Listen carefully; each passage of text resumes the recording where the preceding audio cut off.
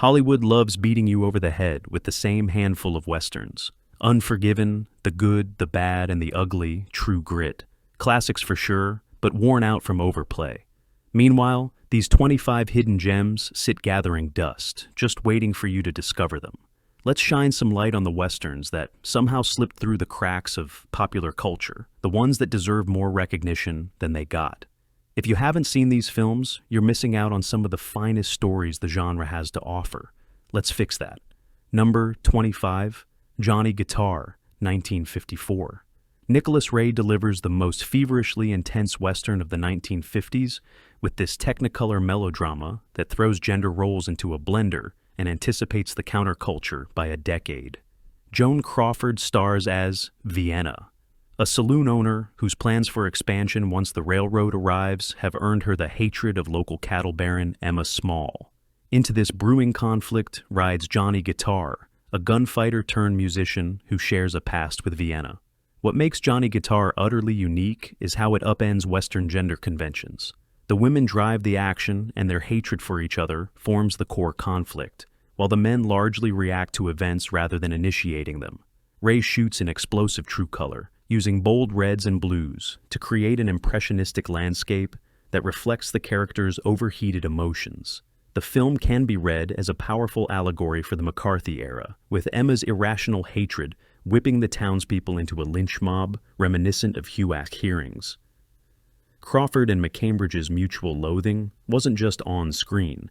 They genuinely despised each other during filming, bringing an uncomfortable authenticity to their characters' animosity.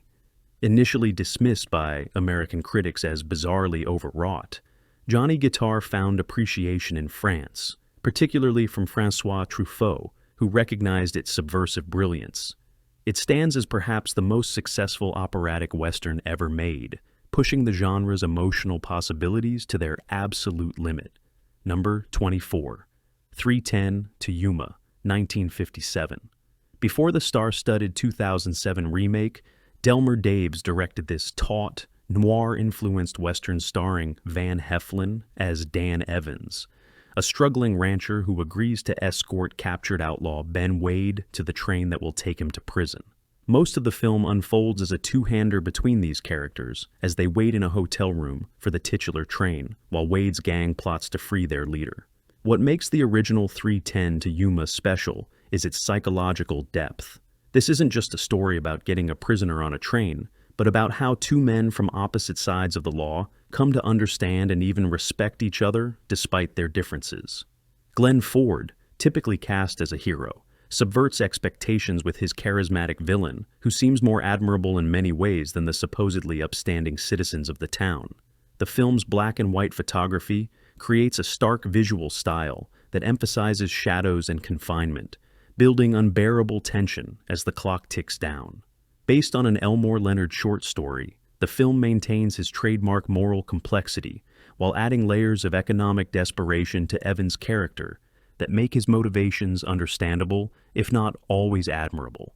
The film builds to a rain-soaked climax that ranks among the most suspenseful in Western history, proving that psychological tension could be as exciting as the biggest shootouts.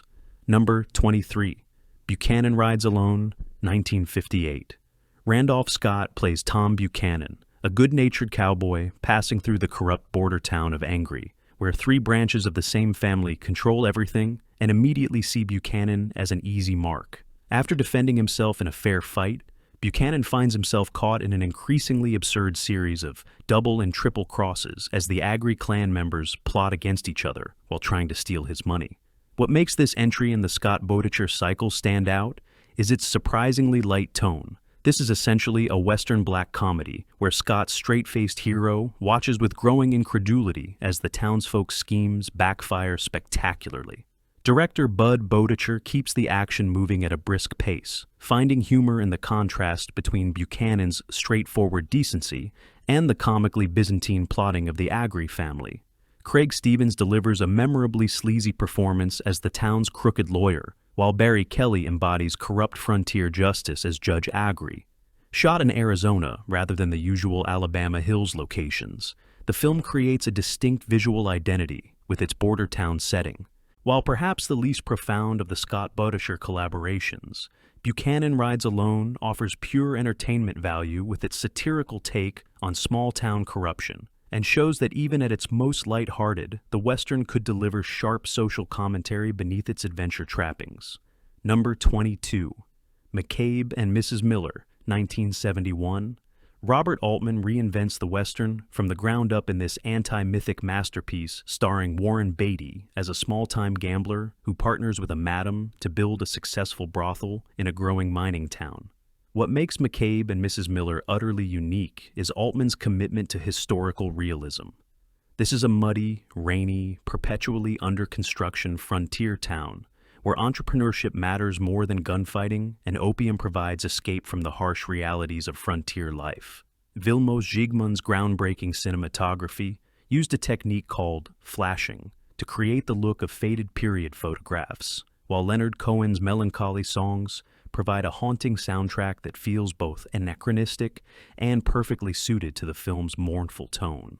Unlike traditional westerns where communities come together to fight external threats, Altman shows a town that pragmatically abandons its founders when powerful corporate interests arrive. The final shootout in the snow deliberately undermines every Western convention. It's chaotic, unglamorous, and ultimately meaningless.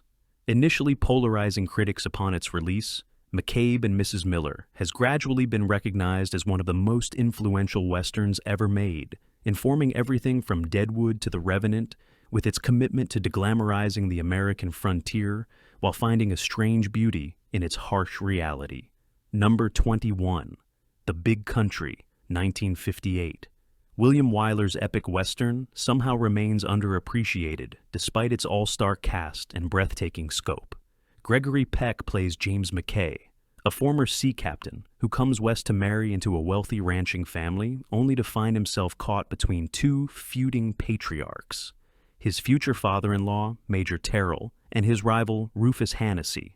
What makes The Big Country exceptional is how it systematically deconstructs Western machismo, presenting a hero who refuses to prove himself through violence yet isn't a pacifist, just a man confident enough in himself to not need others' approval. At nearly 3 hours long, the film has the space to develop complex characters and situations, turning what could have been a simple range war story into a rich moral drama. The famous fistfight between Peck and Charlton Heston's ranch foreman character stands as one of cinema's most grueling and pointless battles, deliberately shot to emphasize its futility rather than its excitement. Jerome Morose's thundering musical score ranks among the greatest in Western history, capturing both the majesty of the landscape and the sweeping emotions of the story. Shot in breathtaking widescreen that emphasizes the vastness of the Western landscape, hence the title, The Big Country uses size itself as a metaphor for perspective, how petty human squabbles appear against the backdrop of the eternal land. Number 20. The Shooting, 1966. Jack Nicholson stars in this existential Western nightmare directed by Monte Hellman and produced by Roger Corman. Nicholson plays a mysterious hired gun accompanying a woman who's hired ex-bounty hunter Willett Gayshade to guide her through the desert for reasons she refuses to explain. What follows is less a traditional Western narrative and more a Beckett-like descent into uncertainty and dread. The Shooting deliberately frustrates audience expectations at every turn, offering minimal explanation for its characters' motivations and building to a conclusion that raises more questions than it answers. What makes this micro-budget Western so powerful is how it uses genre trappings to create a modernist art film about fate, identity, and moral responsibility. Director Hellman employs stark compositions and unsettling close-ups to create a sense of mounting paranoia, while the barren desert landscapes become increasingly surreal and threatening. Warren Oates delivers a performance of exhausted confusion as a man being pulled toward a destiny he doesn't understand. Shot back-to-back with the equally experimental Ride in the Whirlwind, The Shooting initially bypassed American theaters entirely, finding appreciation in France before being rediscovered by cult film enthusiasts. It stands as perhaps the most successfully avant-garde Western ever made, proving the genre could accommodate art house sensibilities without sacrificing its primal power. Number 19. Comanche Station, 1960. The final collaboration between Randolph Scott and director Bud Bodisher caps their remarkable series of westerns with a meditation on loneliness and obsession. Scott plays Jefferson Cody, a man who rescues a woman from Comanche captivity, only to discover that her husband has placed a reward on her return, a reward that attracts three unsavory characters led by the charismatic but dangerous Ben Lane.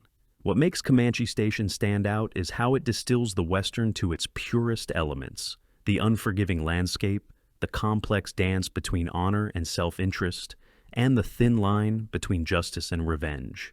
The film gradually reveals that Cody has been searching for captives for years, hoping to find his own wife who was taken by Comanches a decade earlier. This mission has consumed him completely, leaving him as empty and weathered as the desert landscapes brilliantly captured in CinemaScope. Nancy Gates brings depth to what could have been a standard damsel role, playing a woman who's been changed by her captivity in ways the men around her can't understand. Bodischer's direction remains masterfully economical, saying more with composition and character movement than most directors achieve with pages of dialogue.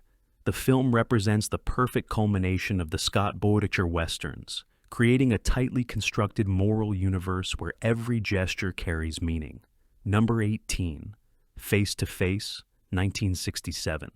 Gian Maria Volonté delivers a tour-de-force performance in this psychological spaghetti, western directed by Sergio Solima.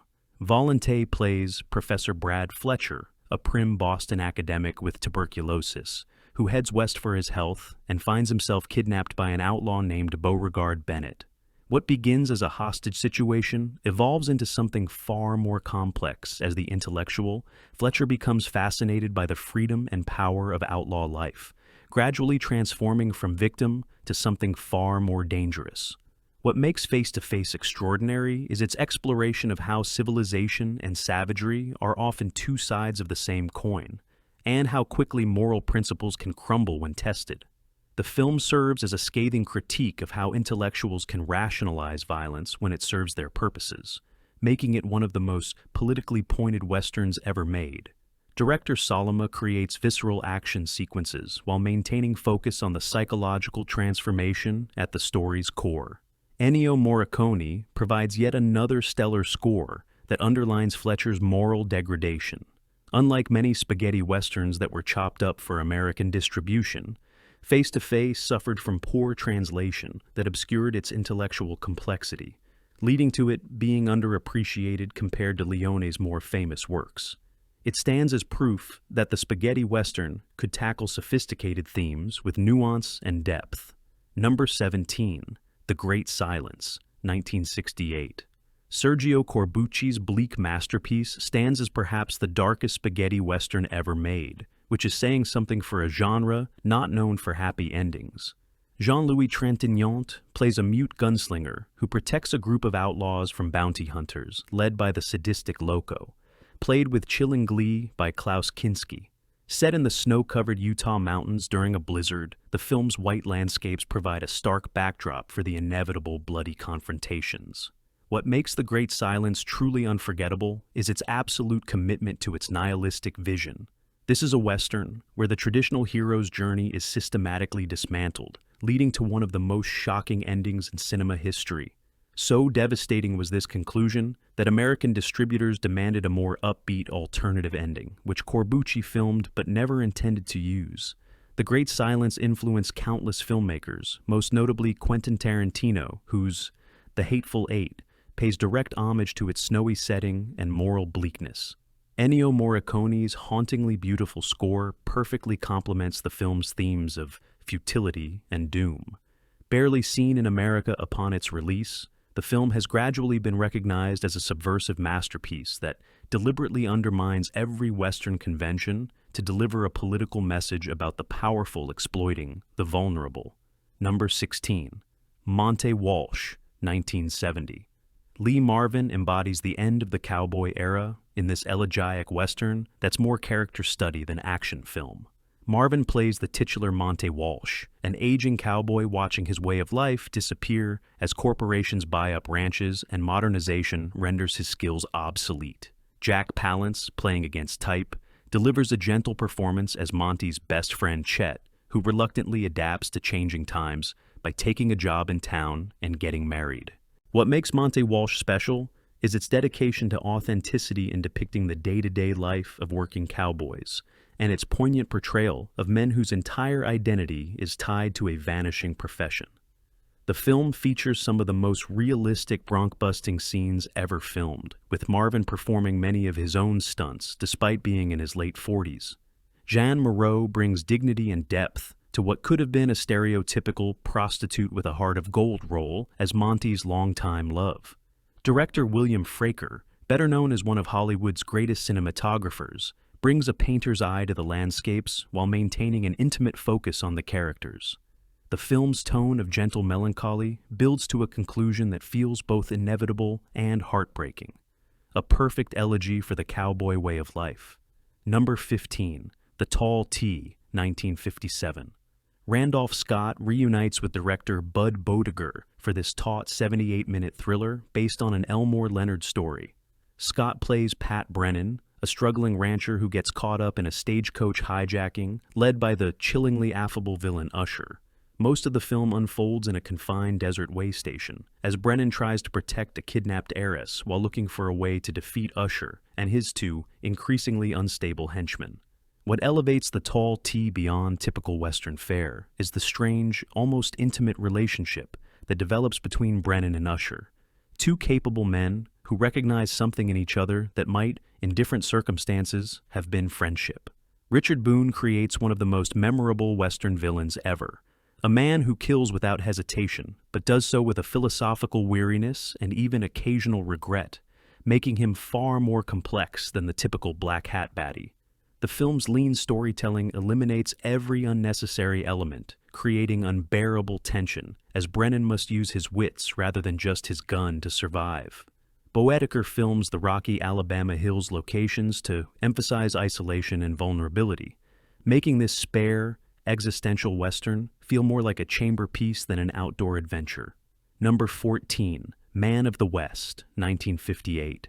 Gary Cooper, in one of his final roles, delivers a performance of surprising darkness as reformed outlaw Link Jones, who's forced to confront his violent past when he's stranded after a train robbery and seeks refuge with his former gang, led by the terrifying Doc Tobin. Director Anthony Mann creates a psychological Western that feels like a journey into the heart of darkness, with Cooper's character literally revisiting the site of his moral corruption. What makes Man of the West stand out is its unflinching portrayal of violence not as exciting adventure, but as something ugly, desperate, and soul-destroying. The film contains several scenes that push the boundaries of what was acceptable in 1950s cinema, including a horrifying sequence where a woman is forced to strip at gunpoint and a brutal fistfight between Cooper and Jack Lord that feels painfully real. Julie London delivers a complex performance as a saloon singer who sees through Link's respectable facade to the violence beneath. Filmed in stunning cinemascope that contrasts beautiful landscapes with moral ugliness, the film represents the culmination of man's exploration of Western violence and redemption. European critics, particularly the French, recognized its brilliance immediately, while American reviewers largely dismissed it, a verdict that history has thoroughly overturned. Number 13, Warlock, 1959. Henry Fonda and Anthony Quinn lead this complex meditation on law, justice, and violence that's been unjustly overshadowed by Fonda's more famous Western roles. Fonda plays Clay Blaisdell, a famous gunman hired as a marshal by the citizens of Warlock to protect them from a gang of terrorizing cowboys. Quinn plays his devoted companion, Tom Morgan, whose fierce loyalty to Blaisdell carries unmistakable homoerotic undertones that somehow made it past 1950s censors. What makes Warlock exceptional is how it systematically deconstructs the very concept of the heroic gunslinger decades before Unforgiven, showing how a town's savior can quickly become a problem in himself when violence is institutionalized. Richard Widmark delivers a nuanced performance as Johnny Gannon, a reformed outlaw who becomes the official deputy and finds himself caught between legal authority and Blaisdell's more efficient brand of frontier justice. Director Edward Dmytryk creates a morally ambiguous world where every character is flawed and even villains have understandable motivations. The film builds to a series of confrontations that deliberately upend Western conventions, forcing viewers to question everything they think they know about justice in the American mythos. Number 12. Rancho Notorious, 1952. Fritz Lang, the German expressionist master behind Metropolis, brings his unique visual style to this fever dream of a Western starring Marlene Dietrich as Alter Keene, a former saloon girl who now runs Chuck-a-Luck, a remote ranch that serves as a hideout for outlaws. Arthur Kennedy plays a man who infiltrates this den of thieves to find his fiance's killer, while Mel Ferrer rounds out the love triangle as Dietrich's gunslinger lover. What makes Rancho Notorious utterly unique is Lang's refusal to approach the Western with any reverence for its traditions. Instead, he creates a hallucinatory revenge tale driven by what the film calls hate, murder, and revenge. In its bizarrely catchy ballad that recurs throughout, Dietrich, in her 50s but still commanding the screen with imperial charisma, delivers a performance of world-weary sensuality as a woman who's seen it all and built her own kingdom on society's margins. Lang fills the film with vivid colors and stylized sets that create a deliberately artificial atmosphere more reminiscent of opera than traditional westerns. The Chuck-a-Luck wheel itself becomes a powerful visual metaphor for the role of chance and fate in this morally ambiguous frontier world. Number 11. The Westerner, 1940. Gary Cooper and Walter Brennan deliver a masterclass in screen chemistry in this William Wyler Western that somehow gets overlooked in conversations about the genre's best. Cooper plays drifter Cole Hardin, who finds himself entangled in the conflict between Judge Roy Bean and homesteaders over land rights in Texas.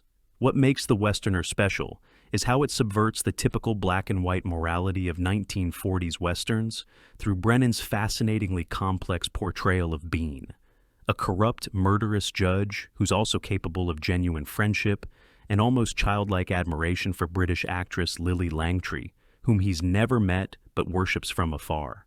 Brennan rightfully won his third Oscar for the role, creating one of cinema's most memorable antagonists who never quite becomes a straightforward villain. Director Wyler, known for his perfectionism, reportedly made Cooper repeat a simple scene where he saddles a horse over 40 times, leading to a naturalism rarely seen in westerns of this era. The film builds to a climax at a theater performance that ranks among the most cleverly staged confrontations in Western history, a showdown that relies on wit as much as gunplay. Number 10, Ride Lonesome, 1959. Randolph Scott's penultimate Western is also his leanest and meanest at a tight 73 minutes, without an ounce of fat. Scott plays bounty hunter Ben Brigade, transporting a murderer through Apache territory, while being followed by two shifty characters who want the prisoner for themselves, and a widow whose husband was killed by Indians. Director Bud Boetticher strips the Western down to its bare essentials, creating a journey narrative of almost existential purity. Shot in stunning cinemascope that contrasts the tiny human figures against the enormous lone pine landscapes, Ride Lonesome uses its visual language to emphasize how small and insignificant human concerns are against the eternal desert. What elevates this film beyond typical bounty hunter fare is the slow revelation of Brigade's true motives. He doesn't want the money, but is using his prisoner as bait to draw out the man who killed his wife years earlier. James Coburn makes his film debut here as a cocky young gunslinger, while Pernell Roberts delivers surprising complexity as an outlaw with his own moral code. The film's haunting final image of a burning hanging tree stands as one of the most powerful visual metaphors in Western cinema. Number 9. Yellow Sky, 1948. Gregory Peck leads a gang of bank robbers who stumble upon a ghost town inhabited only by an old prospector and his suspicious granddaughter, played with fierce independence by Ann Baxter. What begins as a simple plan to steal their gold becomes complicated by conscience, lust, and greed as the gang fractures from within. Director William Wellman, fresh off the Oxbow Incident, delivers another morally complex Western that feels more like a noir set in the desert. The black and white cinematography transforms the ghost town into a stark, almost existential landscape where human nature gets stripped to its core. Richard Widmark steals every scene as the unhinged gang member Dude, A man so consumed by greed and desire that he's practically feral. Yellow Sky cleverly repurposes Shakespeare's The Tempest in a Western setting, with Baxter's character, Mike, standing in for Miranda, raised in isolation and unfamiliar with men. The tension between the characters builds masterfully, leading to showdowns that feel genuinely unpredictable. Shot on location in Death Valley under brutal conditions, the film's harsh environment mirrors the moral wasteland the characters must navigate before finding potential redemption. Number 8. The Oxbow Incident, 1943. Henry Fonda leads this devastating 75-minute punch to the gut that serves as a powerful indictment of mob mentality. When news of a murder reaches a small Nevada town, a posse forms to find the killers and deliver frontier justice through a hasty lynching. What follows is less a traditional Western and more a tense moral drama, where a few voices of reason attempt to stand against a bloodthirsty mob. Director William Wellman strips away all Western adventure tropes to focus on the darkest aspects of human nature, creating a film that feels more relevant with each passing year. The Oxbow Incident is essentially 12 angry men in reverse. Instead of one man slowly convincing others of reasonable doubt, we watch reasonable doubt get trampled under the feet of vengeance. Dana Andrews delivers a heartbreaking performance as one of the accused, while Anthony Quinn and William Etha round out the trio of supposed cattle rustlers. The film's gut-wrenching finale includes a letter scene that stands as one of the most powerful moments in cinema history, a box office failure upon release. It's now recognized as an essential American classic that uses the Western setting to deliver a timeless message about justice and mob rule. Number 7. Pursued, 1947. Robert Mitchum stars in what might be the world's first Western noir, a psychological thriller disguised as a horse opera. Mitchum plays Jeb, a man raised by a family after his own was murdered, who's haunted by fragmented childhood memories and being hunted by a mysterious enemy for reasons he can't understand. Director Raoul Walsh creates a Western unlike any other, filled with expressionistic shadows, fractured flashbacks, and psychological trauma that feels decades ahead of its time. The film's exploration of repressed memory and destiny would feel more at home in a Hitchcock thriller than a traditional Western. Teresa Wright delivers a powerful performance as Thor, the woman who loves Jeb despite essentially being his adopted sister. The black and white cinematography by James Wong Howe is nothing short of spectacular, turning the New Mexico landscapes into a character that reflects Jeb's tortured psyche. Dean Jagger creates one of the genre's most chilling villains, a man whose hatred has consumed his entire being. Pursued stands as proof that the Western genre was pushing artistic boundaries long before the so-called revisionist period. Number 6. Ozanas Raid, 1972. Burt Lancaster delivers one of his finest late-career performances in this brutal, uncompromising Western that strips away all romanticism about frontier life. Lancaster plays an aging scout helping an idealistic young lieutenant track a band of Apache warriors who've escaped the reservation. Director Robert Aldrich pulls no punches in depicting the horrific violence on both sides, creating what might be the most honest film about the Indian Wars ever made. What sets Ozanas Raid apart is its refusal to take sides or offer easy answers. It simply shows the brutal reality of a cultural collision where neither side could truly understand the other. The Apache leader Ozana isn't portrayed as a villain, but as a skilled warrior fighting for survival, while the cavalry isn't presented as heroic, but as frighteningly out of their depth. Shot in dusty Arizona landscapes that feel authentically hostile, the film builds unbearable tension through its relentless pursuit narrative. Lancaster's world-weary scout McIntosh delivers hard truths without sentiment, in what amounts to an extended meditation on the true cost of violence. This is frontier life stripped of all Hollywood glamour. Number 5. The Naked Spur, 1953. James Stewart's darkest Western casts him as a bounty hunter with a barely contained psychosis, transporting murderer Robert Ryan back to Kansas for the reward money.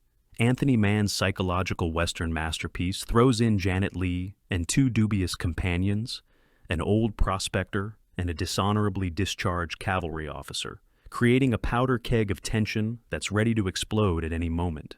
What elevates The Naked Spur beyond typical Western fare is its laser focus on just 5 characters and their deteriorating mental states as they journey through treacherous Colorado terrain. Stewart is miles away from his wholesome image here, playing a man consumed by bitterness and barely holding on to his humanity. Robert Ryan, meanwhile, delivers a masterclass in manipulation, constantly pitting his captors against each other. The film's brilliant use of Technicolor landscapes contrasts starkly with the moral ugliness on display. Mann and Stewart made 5 westerns together, each excellent, but this remains their undisputed masterpiece, a character study disguised as an adventure that builds to a cathartic finale where redemption comes at a terrible cost. Number 4. Will Penny, 1968. Charlton Heston considered this his finest performance, and he might be right. Forget the biblical epics and sci-fi classics. Here Heston disappears completely into the role of Will Penny, an aging cowboy who takes a winter job as a line rider and finds himself falling for a woman, squatting in his cabin with her young son.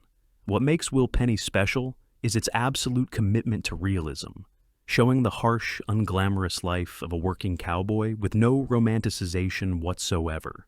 The villain, played with terrifying religious fanaticism by Donald Pleasance, creates some of the most unsettling moments in any Western. Director Tom Grease strips away all Western cliches to focus on human connections formed in the harshest circumstances.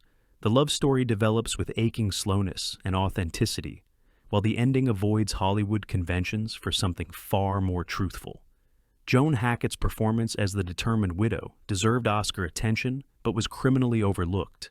Shot on location in brutal winter conditions, the film's commitment to authenticity extended behind the scenes, with the cast enduring genuine hardship that translated to screen authenticity few Westerns have matched. Number 3. The Professionals, 1966. Richard Brooks delivers a rip-roaring adventure that somehow gets overlooked in the conversation about great Westerns, despite its all-star cast. Lee Marvin leads a rescue mission into Mexico alongside Burt Lancaster, Robert Ryan, and Woody Strode, basically the 1960s equivalent of The Expendables, but with actual acting chops. They're hired by a wealthy rancher to rescue his kidnapped wife from a revolutionary, played with scenery-chewing delight by Jack Palance. What follows is a masterclass in escalating tension, double crosses, and one of the greatest twist endings the genre has to offer. These professionals each bring a specific skill to the team: explosives, tracking, horsemanship, weapons, creating a perfect Western heist movie vibe. Claudia Cardinale sizzles as the supposed kidnapping victim, who's far more complex than she initially appears. The film balances humor, action, and surprising depth while delivering some of the most gorgeous widescreen photography of the Mexican Badlands ever captured. Brooks' tight direction ensures not a single frame is wasted in this criminally underappreciated classic that stands shoulder to shoulder with the genre's greatest. Number 2. Ride the High Country, 1962. Sam Peckinpah's first masterpiece gives Joel McCrea and Randolph Scott their final meaningful Western roles, playing aging lawmen hired to transport gold from a mining camp. These two legends deliver performances of quiet dignity as former partners reunited for one last job, only to find themselves at moral odds when one wants to steal the shipment. What makes this film special is how it treats its aging gunslingers with respect rather than pity, letting them maintain their humanity and complexity even as the world changes around them. The film's final shootout ranks among the most emotionally devastating in Western history, giving these two genre icons the send-off they deserved. Peckinpah would later become known for his ultra-violent slow-motion bloodbaths, but here he shows remarkable restraint, letting the character drama take center stage. When released, it flopped at the box office, but European critics recognized its brilliance immediately.